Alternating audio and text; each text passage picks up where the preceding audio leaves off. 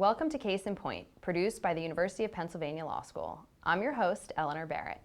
In this episode, the second in a series on healthcare, we'll be looking at the implementation of and challenges to the Affordable Care Act and what this means for Medicaid and Medicare. Joining us in studio today are first, Professor Ted Ruger, who specializes in constitutional and health law here at Penn, and who will assume the role of Dean at Penn Law this July. Also with us is Dan Gorenstein, the senior reporter for Marketplace's Health Desk. Thank you for joining us. All right, let's get started. What are the goals of the Affordable Care Act and how have they been implemented today? Well, the Act has three main goals, and the implementation is different with respect to each one of those three. One goal of the Act that's already a fair bit along in terms of implementation is to regulate and control unpopular insurance company practices. For instance, on the eve of the Affordable Care Act, lots of people had difficulty getting insurance because they had a pre-existing medical condition, and insurers wouldn't cover them for that. The Act prohibits insurers who do business in any of the exchanges from excluding anybody with the pre-existing condition. And that goal, those types of regulations are already very much implemented. A second major goal of the Act is the idea that the Act will expand coverage to up to 35 million Americans who lacked health insurance coverage. So for the first time in our history, we would come close to universal health insurance coverage. The Act tries to do that with two ways. One is the Medicaid expansion. The other is by setting up exchanges in each state to allow people to purchase more affordable health care insurance. As we'll discuss today, those goals are very much uncertain in the sense that not every state has expanded Medicaid. Not every state has set up its own exchange, and indeed the very structure of the exchanges are under litigation attack in the Supreme Court this year. Finally, the Act does endeavor to control rising health care costs, which have been rising at much greater than the rate of inflation over the past several decades, and particularly in recent years. Most of those cost control goals are still not implemented yet, and those kick in 2016, 17, and 18 when there are real devices to try to control spending both in the private sector and on Medicare. Well, you mentioned Medicaid and Medicare in your answer. Can we step back for a minute and can you just explain briefly what is Medicare and what is Medicaid? Sure. Well, Medicare and Medicaid are two foundational structures of our health insurance system which have been with us for a half century, since 1965. Medicare covers almost all Americans age 65 and over, and as well as some Americans with disabilities under the age of 65. Medicaid covers some, but importantly, before the Affordable Care Act, not all people at or below the poverty line. So those programs, particularly Medicare, has become one of the most successful popular programs in the U.S. It does face cost control concerns. So the Affordable Care Act doesn't do much to touch the basic structure of Medicare, but what it does is implement some devices to control costs going forward. Now with Medicaid, which covers people at or below the poverty line, Medicaid as it stands before the Affordable Care Act is a very incomplete health insurance safety net. There are tens of millions of poor people who don't get Medicaid in the various states in which they live. Medicaid is a statute where there's lots of state-by-state variation in the program design.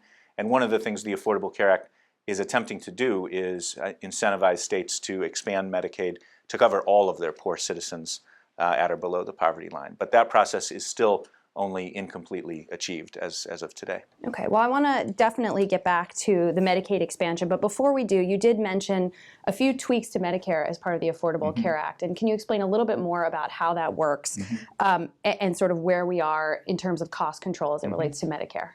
Sure. Well, Medicare costs have been increasing at about 3.5% a year, which is in recent years, which is more than the rate of inflation. And we can predict both economically and demographically a real need to control Medicare costs.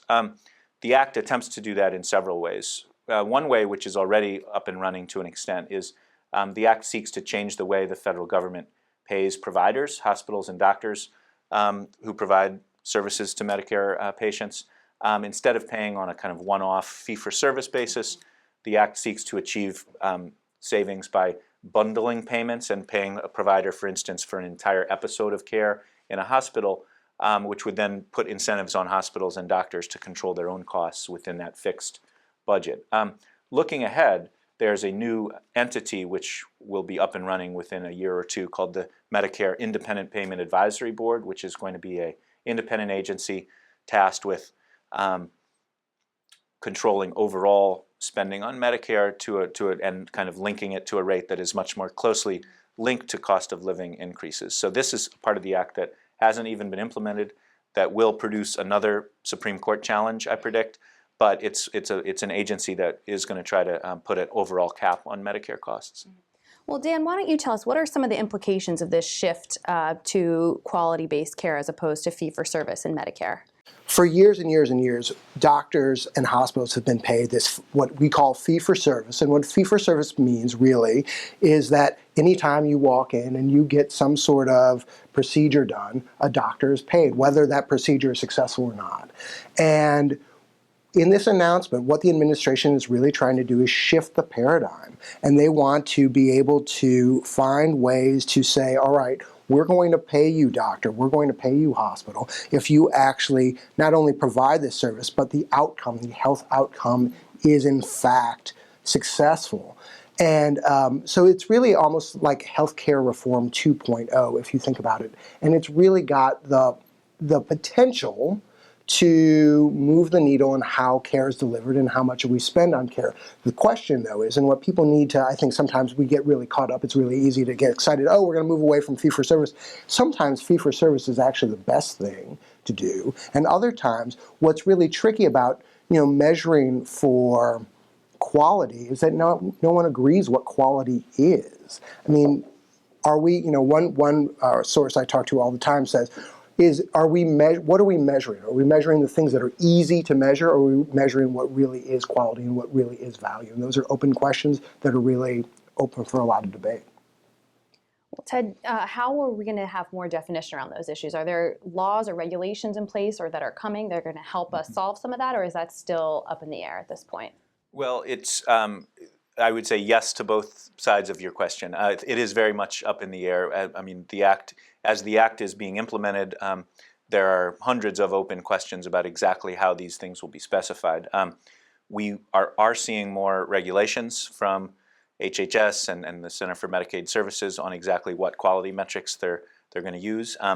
This is a phenomenon that's also taking place in the private provider and insurance side. So this notion of trying to measure outcomes and trying to measure quality is a huge subject of research. So there's lots of measures and metrics out there. As Dan said, the researchers and providers themselves debate which are the most valid. And in some cases, it's just very difficult to get objective measures.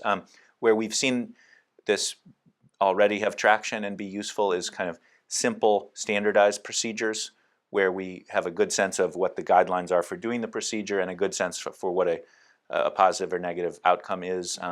A common example where Medicare is already refusing to pay for hospital readmissions following certain kinds of catheter-based urinary tract infections, which are very common procedures in hospitals, and if done right, they will not produce infection. And so that's an example of a very simple signal where if somebody receives a catheter and gets an infection, the hospital probably has done something wrong, and Medicare won't pay for those readmissions. When it's a much more complex diagnostic or surgical situation, each case might be somewhat different, and it's going to be hard to measure quality in any kind of systemic way. Okay.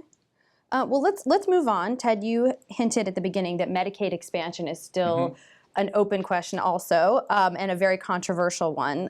Let's start broadly by talking about the Supreme Court's 2012 decision about Medicaid expansion.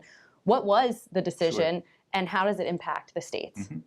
Well, the act as originally written contained a provision saying that states were invited to expand Medicaid to cover all poor citizens up to about 138% of the poverty line, about 16 for an individual today, about $16,500 in annual income. So, and as the act was originally written, the states, if they didn't take federal funds to expand their Medicaid programs in that way, they would lose all pre-existing Medicaid funds from the federal government, as well as this new expansion funding.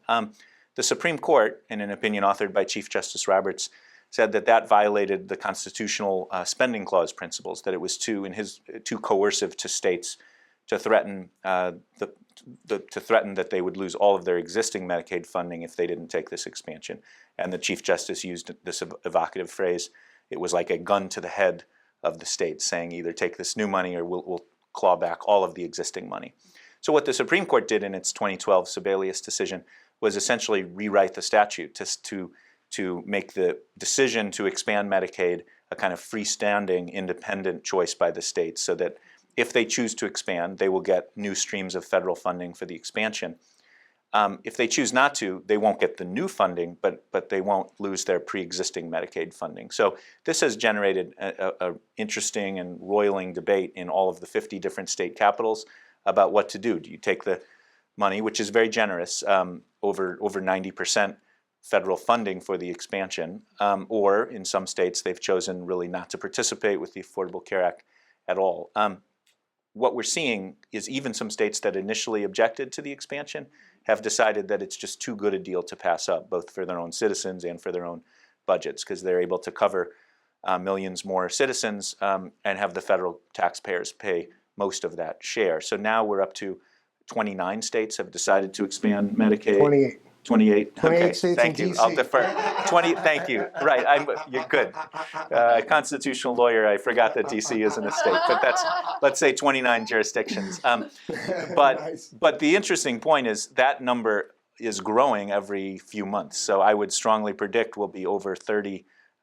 Say by the end of 2015, for sure we'll be over 30. You know, a state like Pennsylvania only in the past year has decided to expand, and it's because of the federal funds and because of the ability to cover more poor citizens. It's simply too good a deal for most states to pass up, even states that are controlled by Republican governors and legislators.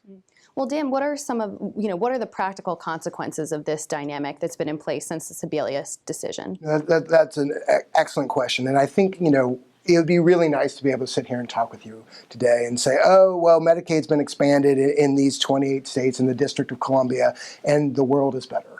I think the reality is it's still too soon. We don't really know a lot, but here's what we do know is that uncompensated care, and I apologize for the jargon, everybody, uncompensated care, so the amount of money that hospitals have had to pay out for all these uninsured people who walk in the door, that has really dropped.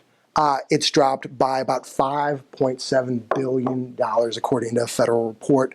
And in the states that have expanded Medicaid, 74% of those savings are going to those states that have expanded Medicaid. So hospitals in these states are much more financially healthy. So that we know for sure. I think that if you were to put a gun to my head and say, hey, what's the one thing that's really changed in states that have expanded Medicaid versus states that haven't, you'd say, well, hospitals are much better off because they don't have to pay for all these people who are uninsured anymore. So that's point one. Point two is that you have to understand that under the Affordable Care Act, there was this trade, basically, where the federal government was saying, we're going to insure everybody, and in exchange for that, you're going to see this drop in uncompensated care hospitals, so we're going to take some of your funding away. Some of the reimbursements that you've been getting historically, that's going to go away. So in these hospitals that have not, for hospitals that are in states that have not expanded, they're feeling a real pinch here because they're not getting people who are insured, and they're watching reimbursement rates from the federal government drop. Point three, what we do know, and both Urban Institute and the CBO agree on this, spending goes up for people who have insurance, total spending. So if you actually are on Medicaid, the amount of money you pay out of pocket and the amount that the state or the federal government is paying on your behalf, that goes up, right? Because we're giving people health insurance. And so when you have health insurance, you spend money. But when you're uninsured, you spend more out of your own pocket compared to the person who's on Medicaid. So that's another thing we know. And then the final thing that we know is that the uninsured rate has really fallen. So, and it's much more drastic for places that have expanded Medicaid. So the uninsurance rate for people that have in states that have expanded, it's 10%, and for states that have not expanded, it's 18.7%. Too much detail, sorry. What we know is that there's a real difference in how much people have. We know there's a real difference in the rate of the uninsured In states that have expanded Medicaid, uninsurance rates have really dropped, and they have not dropped as much in the other states. Well, one of the things that you hear about in the media is that the ACA or Obamacare affects the amount of options that consumers have in terms of their health. Have we seen that as a consequence of the implementation that we've been discussing, whether it's the Medicaid expansion or the private exchanges? Yeah, we have. I mean, I think it's really interesting in a certain way, like because of this Supreme Court ruling that gives states all this flexibility around whether or not to expand their Medicaid programs. Conservative states, this is really the first opportunity in the history of the Medicaid program for conservative states to really try to tailor at least part of their Medicaid program to philosophies and politics that more suit those states' characteristics. So, for example, Indiana has an interesting. Some people don't like it. Some people think it's great. Has an interesting program where they're going to charge some of the absolute poorest people in this state $1 a month in premium payments. And you don't have to do it. If you don't do it, that's fine. You'll still get Medicaid coverage. But if you pay $1 a month, you will get access to vision benefits, dental benefits, and you'll probably end up spending less out of pocket. You know, we're talking about people who might make $5,000 a year. And so the dollar is arguably symbolic, and there's lots of debate over whether or not that's a really effective strategy, if that will sort of bar people from even getting insurance. But it's this interesting idea that's coming alive in some of these states, and where you see innovations, frankly, on the Medicaid level is in these states, and in a lot of these are conservative states. Now, whether they work or not is an open question, but there is movement there. Ted, from a legal perspective, do you expect to continue to see this kind of innovation at the state level? And do you expect that the federal government is going to do anything about it or just allow it to continue? Well, what's fascinating about the Affordable Care Act is, although it's a big federal statute and contains thousands of pages and is producing federal regulations, it's quintessentially a shared federal-state vision. So many of the big decisions about healthcare of Americans under the Affordable Care Act are vested in state governments in partnership with the federal government. So this is true both on the Medicaid expansion side. Medicaid has always been a program with lots of state-by-state variation, and we're seeing some really interesting models for Medicaid expansion in the states. Likewise, the state exchanges are ones where we're seeing some very interesting different ways of regulating health insurance in different states. As Dan said, some of the red states like Utah, for instance, on the health and exchange side are doing some really interesting things to allow small businesses and individuals to purchase insurance. So this is a statute that's where the center of gravity is not just in Washington, but it's in all 50 state capitals. Now, the federal government plays a role because both in funding, but also in approving these pilot projects in the states. States, when they do want to do something really innovative with their Medicaid expansion or provision of care, have to get what's called a Section 1115 waiver from the federal government. And to date, the administration has been pretty lenient and generous in granting states waivers. I think they realize that it's in everyone's interest for this experimentation to go on around the country. Well, we've talked at length about the Sebelius decision in 2012, but there have been some other legal challenges to the Affordable Care Act. Can you talk a little bit about those? Sure. Well, last summer at the Supreme Court, there was a challenge, a high-profile challenge to a very small part of the act, the contraceptive coverage requirement. This was the Hobby Lobby decision. And in that case, a religious employer, a corporation, objected to providing insurance that, as part of the insurance, would require access to basic FDA-approved contraceptives. And that went all the way to the Supreme Court, and the religious employer won an exemption from that part of the mandatory coverage portion of the Act by winning its case under the Religious Freedom Restoration Act. So that's an example of how the court sided with religion over the compelling goal of providing access to health care for women. There's another case that is more important for the functioning of the Act, which was just argued last week before the Supreme Court. That's called the King versus Burwell case. That involves the interpretation of four little words in this massive statute. The statute provides subsidies to help Americans, middle-income Americans, afford insurance in exchanges, but it says that those subsidies are available for an exchange, quote, established by a state. Now, the majority of states have, instead of creating their own exchanges, have fallen back on the federal government, Health and Human Services, to run their health insurance exchanges. And so the challengers in this case, King versus Burwell, maintained that that statutory phrase should be read to deprive the people in the 34 states, thank you, Dan, the 34 states which are relying on the federal exchanges. Under the challenges theory of the case, up to about 8 million citizens in those states would be deprived of subsidies and therefore deprived of their health insurance.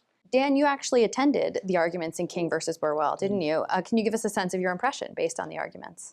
Sure. Well, first of all, I mean, I've got to say, the seating was quite fantastic, where the reporters were sort of penned in off to the side. I don't know if either of you have ever been to the court, but you can't really see much.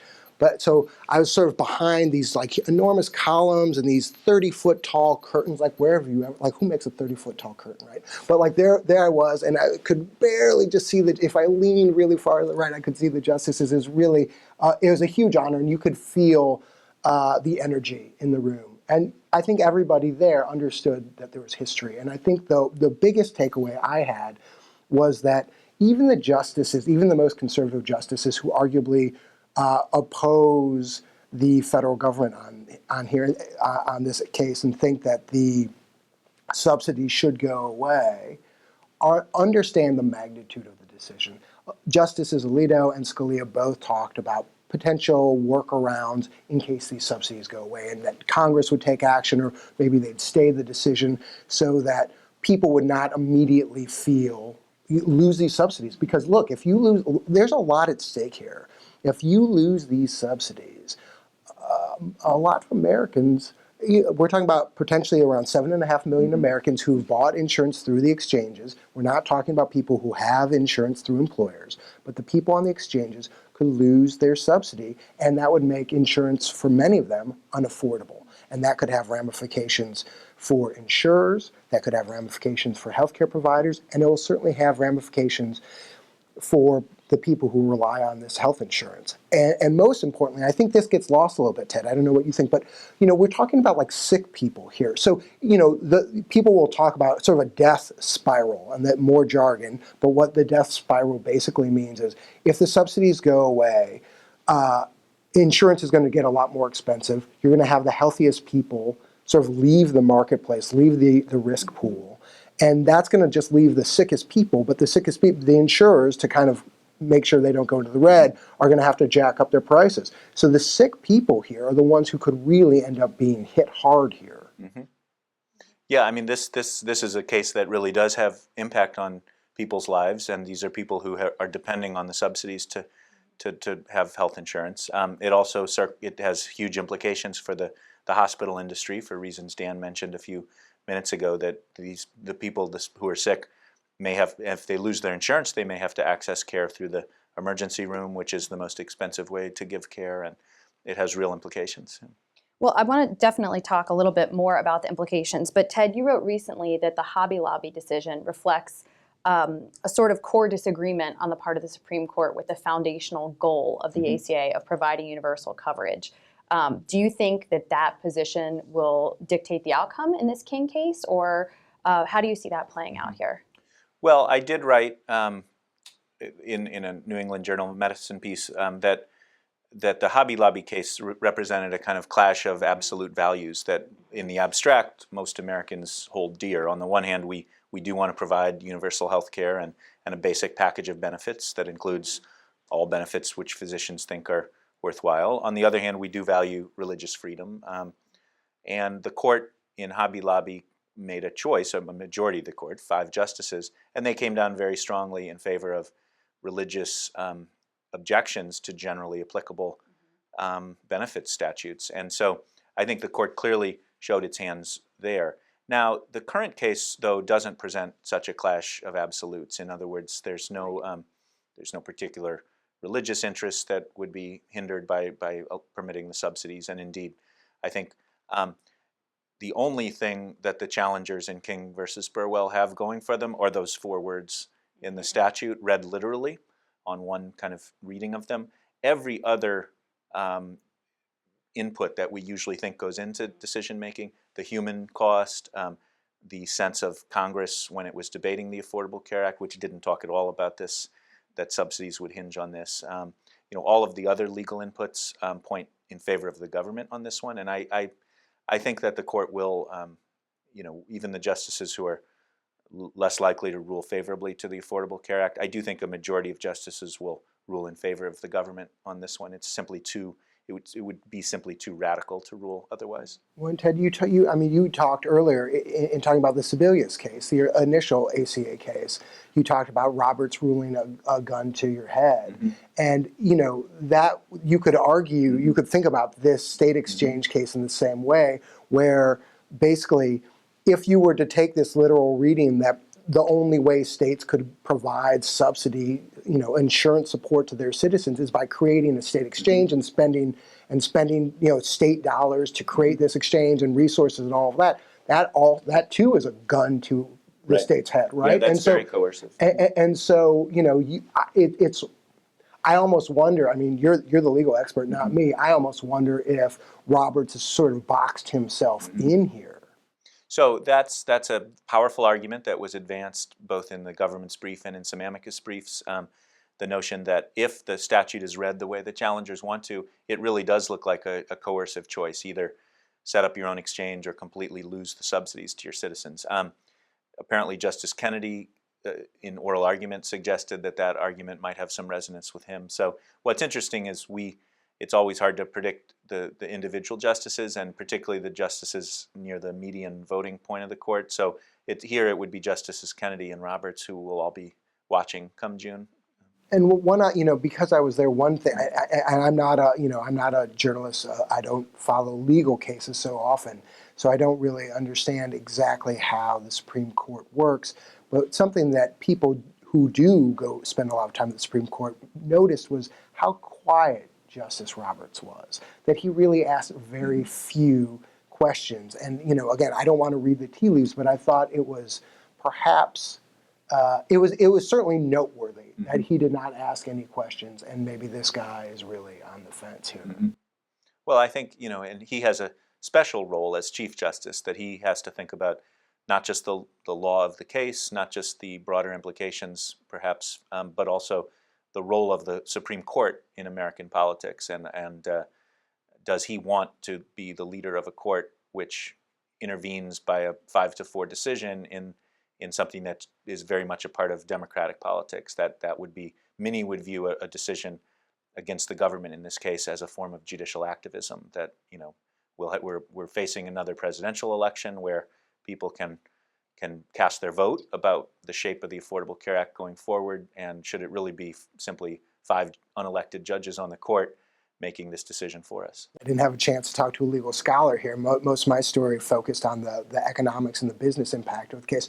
But there's this very interesting question that that Justice Roberts did ask the Solicitor General, the government's lawyer, defending the Affordable Care Act. And he said, is it your position that the Obama administration can interpret these 4 words to mean either a state exchange or a federal exchange, but the next administration could interpret that language in a different way? And the Solicitor General said, yes, the next administration could interpret this in a different way. And I just wonder if that opens up, like, as a legal scholar, does that open up some sort of like hornet's nest? Well, it may open up a hornet's nest down the road, but it may make the Supreme Court's decision easier, because what they can say, they can essentially, and perhaps appropriately, pass the decision back to the political branches, in this case the executive, by saying, and there's a long tradition of judges deferring to agency interpretations and then allowing new administrations to interpret text differently. Which is what's clear both for this issue and everything we've been discussing about the Affordable Care Act. The winner of the 2016 presidential election, whether it be a Democrat or a Republican, and the new president's posture toward the act is as important as anything that's going on in the Supreme Court, because the federal executive holds all of the policy levers to either make the act work or to thwart its operation. And so if the new president is an opponent of the Affordable Care Act, that's a much more dire threat to the goals of the act, even than the King versus Burwell case. Well, thank you very much. This is all really interesting. I guess I just have one final question, which is, given this political dynamic that's at play, what can we expect for healthcare coverage between now and the 2016 election for individuals? What can people out there expect is going to happen to their insurance, or is it still just a completely up in the air question? Well, for all of its ambition and scope, what's important to remember about the Affordable Care Act is how many of our existing insurance structures it doesn't tread very heavily on. So for instance, most of us who have insurance through our jobs are going to see that insurance stay pretty much the same. Most people who are on Medicare are going to see their Medicare coverage continue very much the same way. So it's really the people the citizens who will see dramatic differences and depend on and be watching, say, the Supreme Court ruling are small business employees, individuals who don't otherwise have health insurance, and then the poorest of the poor who depend on the Medicaid expansion. Those are the Americans most immediately affected in the next couple of years. And I guess I would say on that question that, I think in broad strokes, I think from the reporting I've done, I think that people beyond the exchanges, right? I mean, we've been talking a lot about the Affordable Care Act here, but healthcare is an issue that touches every single body. And that's something that's a point that really made an impression on me when I began covering healthcare. And I think that there's some general trends, and I think in some ways the Affordable Care Act is accelerating some of those trends. I think in 2015 and beyond, I think people can continue to expect to see increase in costs, particularly in the form of out-of-pocket expenses, right? In terms of how much you are paying every month, how much you have to pay your copay when you go to the doctor. I think that's going to continue to be a trend. I think that there's potentially here an issue where, right now, people who shop on the exchanges, it's a small group of people, but there's a lot of interest among businesses, amongst employers, to potentially maybe push their employees ultimately to exchanges where you're going to be able to get a certain amount of money every year and you can apply that to whatever plan you want to pick. So in some ways, the people on these exchanges might be a bit of a canary in the coal mine for many of us. So I think that's something that people should keep in mind. And finally, I think that the big mystery, though, immediately, and Ted touched on this, is what happens to these 7.5 million people. I did talk to one couple who had traveled all the way from Mississippi to Washington for the Supreme Court case last week. And I asked them, what are you going to do? What are you going to do between now and whenever the Supreme Court decides? And they're in their 50s. They're relatively healthy, but they've got health needs, and they're relying on these subsidies to help cover the costs.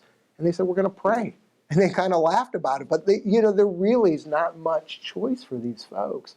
And I think that people need to understand that there's a lot hanging in the balance right now, both with the Supreme Court case, but also the having access to health insurance makes a potential fundamental difference in people's lives, at least in some ways, and there's a lot at stake. Dan, how do you see the politics of this playing out? So the Democratic and Republican parties reacting to the outcome of the case, or over the next 9 months, the election, or the election in 2016? Right. Well, in terms of, I think you have congressional Republicans really sort of gearing up here. If these subsidies go away, I think Republicans feel they see an opportunity to finally come up with their plan, their version of how to provide some health reform to the nation. And let me just look at my notes. There's this one quote from several congressmen, including Representative Ryan from Wisconsin, who say, in an op-ed, they say, quote, under Obamacare, government controls your choices. Under our proposal, you will. There's not a lot of detail, but there's a lot of rhetoric kind of like talking about freedom and choice. And there are ideas about tort reform and tax credits and somehow making the individual mandate go away. There's no real firm plan here from the Republicans, though, but they are thinking. In terms of the Democrats, if the subsidies go away, I think the Democrats will try to salvage the Affordable Care Act as much as they can, which means trying to find ways to make it as easy as possible for the 34 states that have not created state exchanges to create those state exchanges in some shell of a way and really have healthcare.gov, the federal exchange, continue to run those exchanges. Ted, Dan talked about this on the federal level. How do you see the politics playing out on the state level? Well, if the court rules for the challengers in King versus Burwell, it'll be another fascinating episode of federalism in the 34 state capitals. There will be some states like Pennsylvania where there's, I think, is an immediate political coalition to try to get the subsidies back, and that'll result in either an executive order or a statute to say we are establishing a state exchange, and then as quickly as possible, and Dan alluded to this, they would probably try to delegate as much back to HHS and use the healthcare.gov. So I think certainly within a year here in Pennsylvania, citizens will receive the subsidies again. But that takes a motivated state. There'll be other states like Texas where there may be such ideological opposition either from the governor or the legislature that it actually puts the Republican leadership in those states in a real tough choice, because unlike the Medicaid expansion where the burden is felt by the poorest of the poor and the politically disenfranchised, in a sense these objecting red states would be taking a political principled position against the Affordable Care Act that hurts their own middle class citizens and their own hospital industry.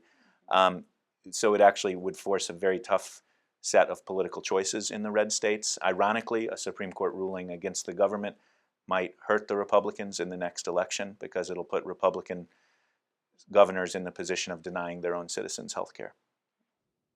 Okay, well, Dan, Ted, thank you so much. I learned a lot and really enjoyed our conversation today. Thank you very much. Thank you.